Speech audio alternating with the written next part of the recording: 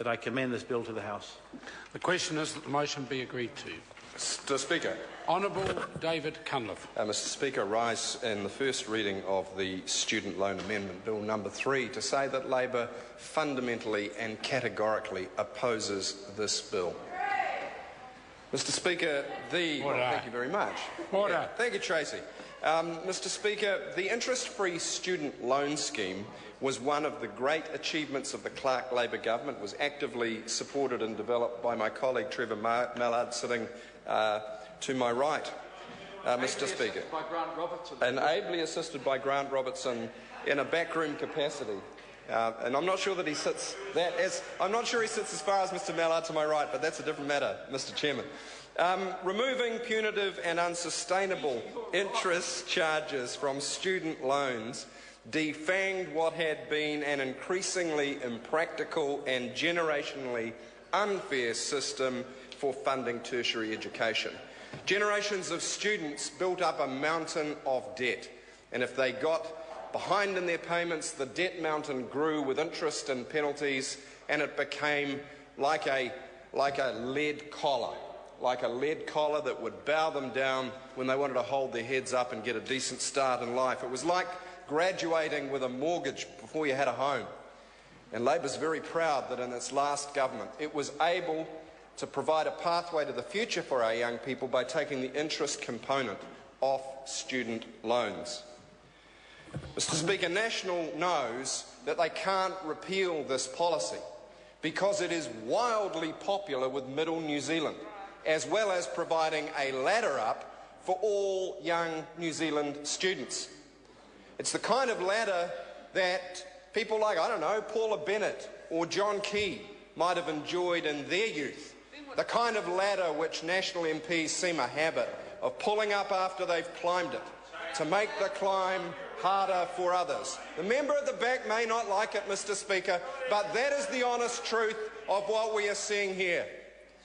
Mr Speaker, it is not just a little bit of fiscal nip and tuck. Like they did with the odious GCSB bill just a couple of short weeks ago, this bill crosses the line.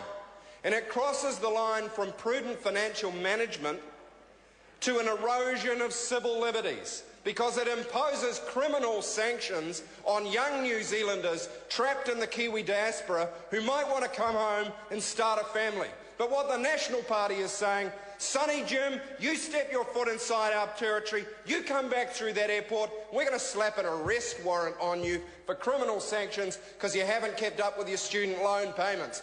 That's not only morally wrong, that's brain dead. It's brain dead, and Glossy there, he might be smirking away. He'll be smirking on the other side of his pate very soon because the Labor Party's coming after their majority.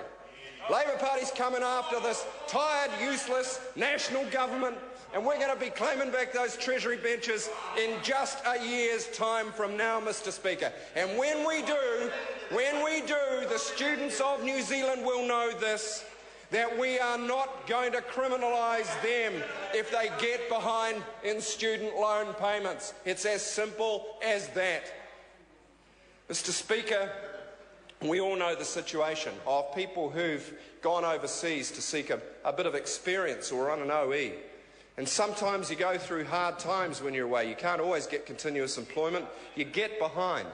And the old debt repayments mount up because the student loan remission, the interest-free remission, doesn't apply when you're overseas. To be hit with a criminal penalty, sir, is reprehensible. This bill is overly punitive. It turns a civil matter into a criminal matter by introducing arrest warrants. The Tertiary Education Unit says it's a poor alternative to making tertiary education more affordable and accessible.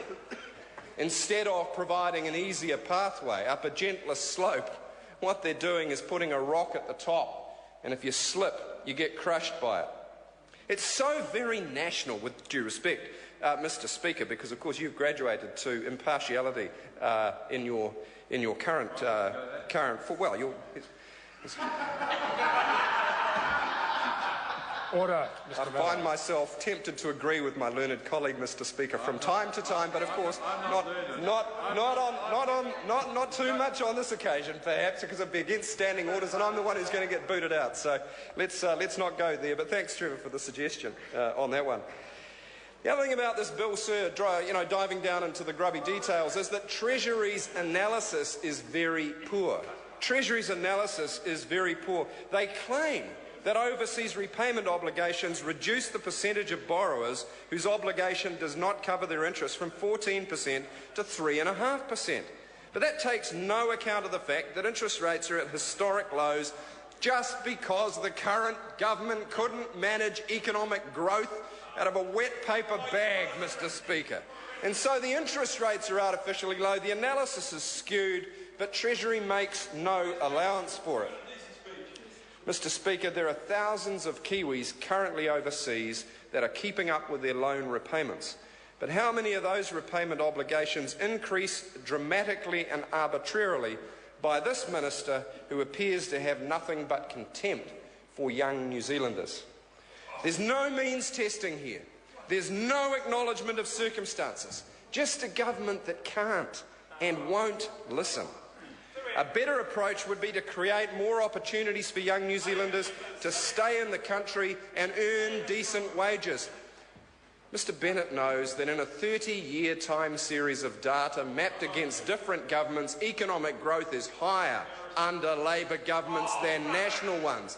Business confidence can sometimes be lower, but economic growth is higher, which is why it's kind of ironic that they have the Minister of Economic Development having that title. He should be more like the Minister of Economic Stagnation.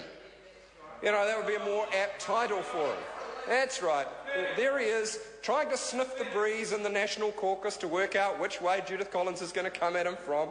Mr. Speaker, John Hayes says it's coming from him. There we are. That's wonderful. That's wonderful. That's wonderful, Mr. Speaker.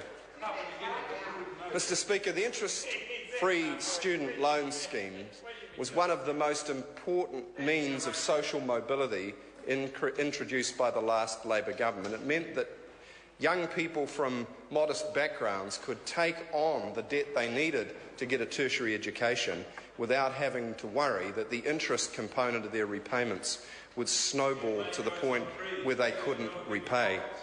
Mr. Speaker, we agree with the fact that when you're offshore, that particular subsidy should be suspended, sir. But we do not agree that the failure to keep up, often through circumstances beyond anybody's control, should give rise to criminal sanctions. And just like in the GCSB bill, sir, where in the name of protecting New Zealanders from foreign espionage, we have stripped them of their civil liberties, sir, here we are crossing the line from the prudent management of public debt to the incursion in New Zealanders' civil rights. Mr. Speaker, this government doesn't really care about young people getting ahead. Mr. Speaker, this government doesn't really care about climbing up the ladder of advantage. If it did, sir, it wouldn't be pulling the ladder up in front of a generation of young Kiwis who've yet to make the grade. It wouldn't have stood by when the Reserve Bank introduced loan-to-value ratios without an exemption for first home buyers. It wouldn't have passed in this very House today, sir, the stages of a bill which once again concede what ought to be the right of government to the same Reserve Bank, this time prostituting fiscal policy at the altar of Milton Friedman and giving the Governor of the Reserve Bank effective control over that minister's portfolio, sir. Is it because he doesn't want to govern for economic growth? Is it because he thinks his department is so inferior to the Reserve Bank? Is it because he's lost hope in the future of our country? If that minister's lost hope, colleagues, why don't we give him a rest? Why don't we give him some time to recover his energy? The members on this side of the House are full of energy. They're ready to give it a go, aren't we, colleagues? The members on this side of the House think it's time for a change, and so does New Zealand. And guess what, fellows? A change is coming very soon. A change is coming very soon. We are coming after the Treasury benches, and you lot can be very afraid. Thank you, Mr. Speaker. Speaker. David Bennett. Thank you, Mr. Speaker.